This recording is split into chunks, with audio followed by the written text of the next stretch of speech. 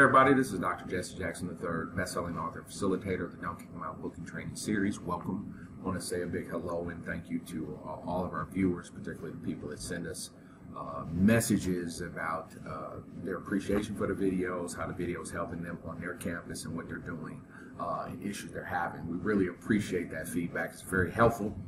And these videos are for you to take advantage of and to learn and to grow. And that's what we want. We are diving into the next series of videos, which is covering our chapter of the 21 do's and don'ts of dealing with disruptive students. Now, there's a way to deal with disruptive people and disruptive students. And these things are very consistent and fundamental. So we always like us to understand that behavior is not like teaching and learning. Teaching and learning is done multiple different ways. Kids can learn, a plethora of ways.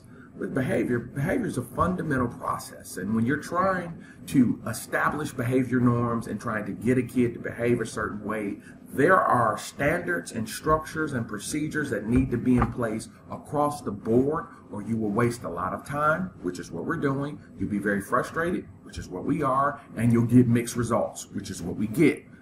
And so I'm asking educated people and teachers to don't approach discipline and approach behavior issues like you're approaching stuff you're doing in your classroom teaching English. English has a process, and it can move around a little bit, but there's fundamentals to it. That's what behavior is. It's not a good cop, bad cop. It's not a you be the tough guy, I'll be. No. Here are our rules. Here's what we do. And we're going to do this all the time. So what I'm going to do is a series of videos and kind of highlight some points in the 21, the ones that really are foundational and you cannot get away from. And the first one in this video is be consistent. It is understanding that consistency will always win. You will never lose with consistency. You will never lose. A long-term behavior is a marathon. It's not a sprint. So I'm not trying to get you to chill out for the moment. This is a marathon. I'm trying to change behavior, period. Change understanding of behavior, period. So that's why it has to be a certain way. This is why we don't tell a kid, watch your mouth or don't curse. We have to make sure when they're doing things like that, why are you talking like that? Where are you getting that language? Why do you think that's appropriate? And so until that understanding seeps through the mind, there's no growth. There's no behavior change. It's just they don't curse around me. Now, some of us are comfortable with that, but I'm not. I want to have an impression to where the person grows. Behavior is about growth. I want the kids to grow.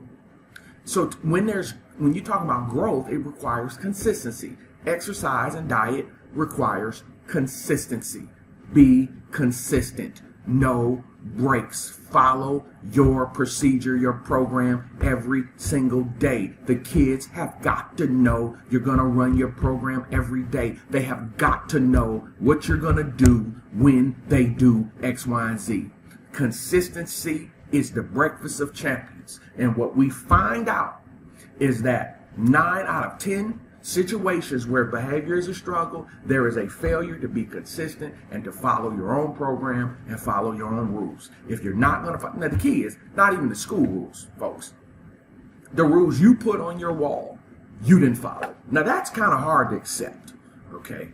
Because it's one thing to blame it on the school, and say, well, this is just what the school wants to do. But no, these are the ones you agreed on and you put on the wall. And you won't even follow your own rules.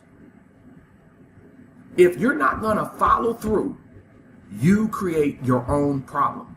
Our children must have consistency. Though they will bawl and squall, though they will complain, they crave it and need it. They crave it. They crave consistency and structure. They will bawl and squall, but they will always fall in line. Parents crave consistency. They will bawl and squall, but they will fall in line. Staff craves consistency. They will, but they'll fall in line. Consistency. They want to know you're going to run the program. They want to know what to expect. They want to know what you will do in every situation. And there's a consistent response. They know what is not acceptable. They know what is acceptable. And that requires consistency. You do not help children when you give them breaks. You do not help children when you give them warnings. Consistency. I'll leave it here for this video. One of my favorite schools in Ohio, it's a high school. And I talk to the kids every month before we talk to the staff during the school day. And I had made a statement the other day talking to the kids that, it's talking to them about their emotions and what happens when they have their spaz out moments and they go a different direction. And I said to the kids, hey, now y'all have y'all little moments and be sitting out there in the hall after you had a meltdown and said some things you shouldn't say. And now you're wondering, is the principal going to kick me out? And the kids stopped me. Key. Awesome. The kids stopped me and said, we not wondering, is he going to kick us out? We know you going home, right? So the kids all knew if you didn't reach that point, they already know what the principal's going to do.